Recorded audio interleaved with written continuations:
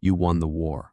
10 years under the walls of Troy, and it was your mind that broke them, not a sword, an idea, hollow and wooden and full of men. You are the cleverest man alive, and all you want now is to go home.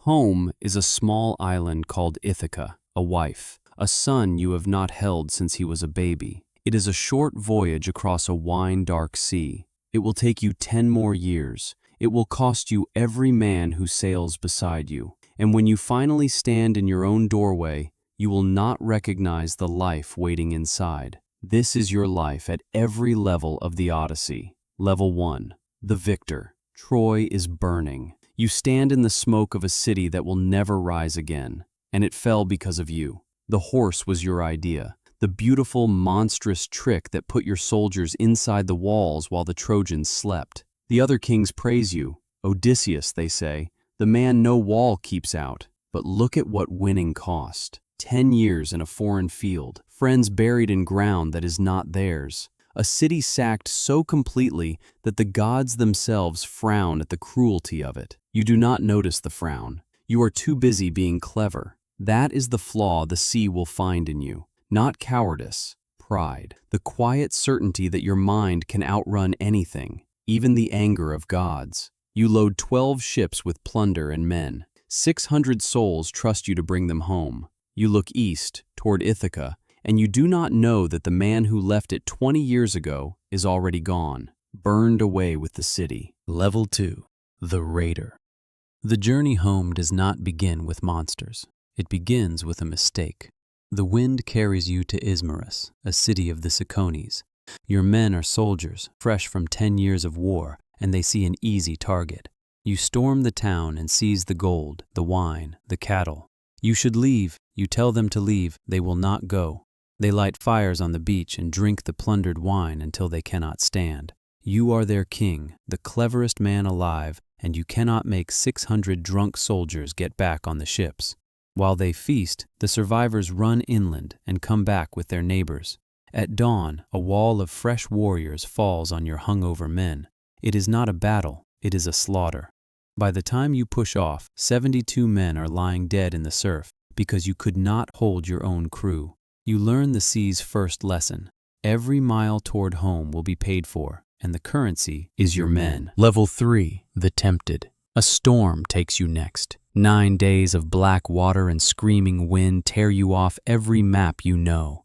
On the 10th day, you drift to a quiet shore. It is warm here, and gentle, and the people are not cruel. They offer your scouts a strange golden fruit, the lotus. Your scouts eat it, and they stop wanting to go home. The men who taste it simply let go of Ithaca, of the war, of their own names. They sit in the soft grass with easy smiles, and when you tell them the ships are leaving, they look at you with mild confusion, as if home were a word in a language they have forgotten. You drag them back to the water, grown warriors weeping, because you are pulling them away from the first peace they have known in a decade. And here's the part you never admit. For one moment on that shore, you understood them. A part of you wanted to sit down in that grass and never get up. The sea did not try to kill you this time. It offered to let you forget why you were sailing at all. Level 4. The Cursed. You come to the island of the Cyclopes, one-eyed giants tall as houses. A wise man sails past. You are curious, so you take 12 men into a cave that is not yours. The owner comes home, Polyphemus, a mountain with an eye. He rolls a boulder across the mouth of the cave, and then he begins to eat your men 2 at a time, while the rest of you watch. You tell the giant your name is Nobody. You get him drunk on your strongest wine, and when he sleeps, you drive a fire-hardened stake into his single eye. The other giants come running and call through the stone, "Who is hurting you?" And Polyphemus screams, "Nobody is hurting me." So they shrug and leave. At dawn, you escape under the bellies of his sheep. You are free. And then, from the safety of your ship, you cannot help yourself. You shout your real name across the water. Odysseus, sacker of cities. Polyphemus is the son of Poseidon, and now the giant knows the name to curse. He prays, "Let Odysseus lose every man and come home broken and alone." You could have sailed away as nobody. Instead, your pride handed the god of the sea your name. Level 5. The Betrayed. For a moment, the curse seems beatable. You reach the floating island of Aeolus, keeper of the winds. He feasts you for a month, and when you leave, he gives you a gift beyond any treasure. A leather bag tied with a silver cord, holding every storm wind in the world. Only the gentle west wind is left free to blow you straight home. 9 days you hold the steering oar yourself, refusing to sleep. On the 10th day, you see it, Ithaca, close enough to see the fires on its hills. You have not slept in 9 days. Your hands loosen, your eyes close. That is when your men betray you. They have watched you guard that bag all voyage, and they whisper that it must be gold you mean to keep for yourself. So within sight of your own shore, they untie the silver cord. Every storm wind bursts out at once. The hurricane hurls your 12 ships back past every mile you fought for. You wake to find Ithaca gone from the horizon. You crawl back and beg, and he turns you away at the door. A man this cursed, he says, is hated by the gods. Home was right there, and it was not a monster that took it. It was the men you were trying to save. Level 6. The Enchanted. You land on a green island with a house of polished stone at its heart. A woman sings inside, warm, welcoming. She invites your scouts to a feast, touches each of them with her wand, and they fall to the floor as swine. Her name is Circe, a goddess and a witch. Your men are penned behind her house now, their human minds trapped in animal bodies. A god meets you on the path and gives you a herb that breaks her magic, so when Circe tries to enchant you, nothing happens. She turns your men back, swears to do you no harm, and invites you to stay. Here is the trap the lotus only hinted at. Circe's hall is warm. The wine is endless. No monster, no storm, no curse can reach you here. So you stay. Not for a night, not for a week, for a year. A whole year slides by while Ithaca waits. Penelope waits. Your son grows another year older without a father. And you, the man who wept for home on the lotus shore, simply stop sailing because it is easier here. It takes your own men to shake you awake. Captain, they ask, are we ever going home? And you realize, with a cold drop in your chest, that you had almost let it go.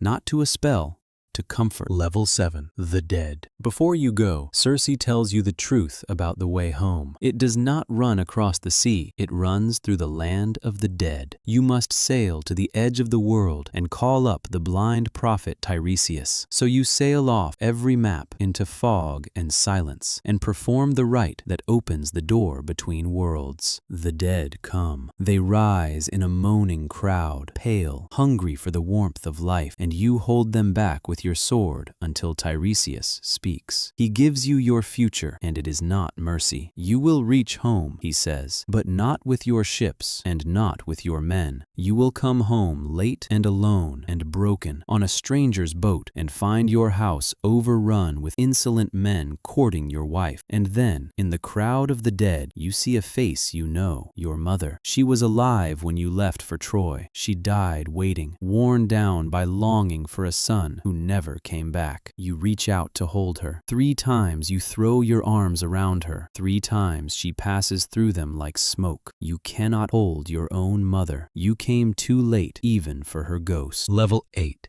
The Choice. The sea saves its cruelest test for the man who thinks he can save everyone. First come the sirens, whose voices are so beautiful that every sailor who hears them steers onto the rocks and dies. You want to hear the song and live, so you plug your men's ears with wax, have them lash you to the mast, and order them, whatever I scream, do not release me. The song is everything they promised. You strain against the ropes until they cut you. You beg. They cannot hear you. You survive only because you made yourself powerless before the temptation came. The next test cannot be solved that way. A narrow strait. On one side, a whirlpool that swallows whole ships. On the other, a cliff where Scylla lives, a monster with 6 heads, each one hunting for a man. You cannot win here. You can only choose. Lose everyone, or lose exactly 6 and save the rest. You already know what you will do.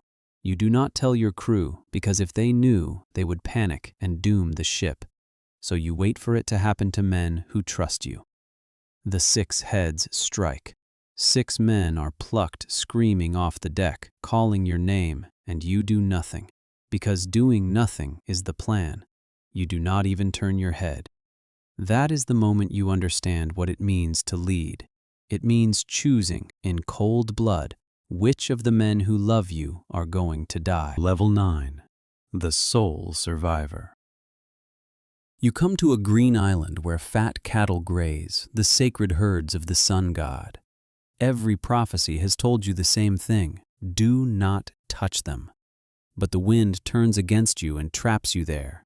Days pass, weeks, your food runs out, your men grow thin, then desperate, then starving. And one day, while you sleep, they do the one thing you begged them not to do. You wake to the smell of roasting meat, and you know instantly that you are all dead men. When you finally leave the island, the sky answers. A single thunderbolt from Zeus shatters your ship into splinters. Every man drowns. The men who survived Troy, the Cyclops and the Sirens, vanish under the black water in a single afternoon because they could not stay hungry one more day. You alone survive. 600 men left Troy with you. Now there is one. The waves push you onto the island of the goddess Calypso. She heals you and keeps you for 7 years and offers a gift no mortal is ever offered: to make you immortal, ageless, forever young. All you have to do is stop trying to go home. And every single day, for 7 years, you walk down to the shore and weep toward the horizon. You turn down godhood for the chance, just the chance, of dying someday, old beside a woman who may not even remember your face. Level 10. The Stranger. The gods relent at last. A kind people ferry you across the final stretch of water, and one gray morning your feet touch the soil of Ithaca. You are home, 20 years after you left, alone on a stranger's boat, exactly as the dead man promised. Nothing is the way you left it. Your house is packed with 100 arrogant men who came believing you dead. They eat your food, court your wife, and plot to murder your son. Walk in as the king, and they kill you at the door. So the sacker of cities comes home disguised as a filthy beggar and lets them throw scraps at him and laugh. Only 2 beings see through it: an old servant who once knew you, and your dog, the puppy you raised before you sailed, now ancient and half blind on a dung heap. He lifts his head. He knows your smell after 20 years. He wags his tail once, and then he dies, as if he had only held on this long to see you come home. You bury your grief. You wait. And when the moment comes, you string the great bow that no other man in that hall can bend, and you turn 20 years of loss loose on the men who took your home. When it is over, the hall is silent. You hold your wife again. You meet the son who was a baby when you left and is now a grown man you barely know. You have won. You are home, king of Ithaca, and a stranger in your own life. Your mother is in the ground, dead of missing you. The home you fought a decade to reach is not the home you left, because that home does not exist anymore, and neither does the man who left it. Somewhere tonight, on some other shore, a young man is loading a ship. He is clever and strong and certain that he will be the one who sails out and comes home whole. The sea has heard that before. The sea always collects. The sea taught you the last lesson it teaches everyone, that no one ever really comes home. The tide goes out, the tide comes back, and the journey begins again.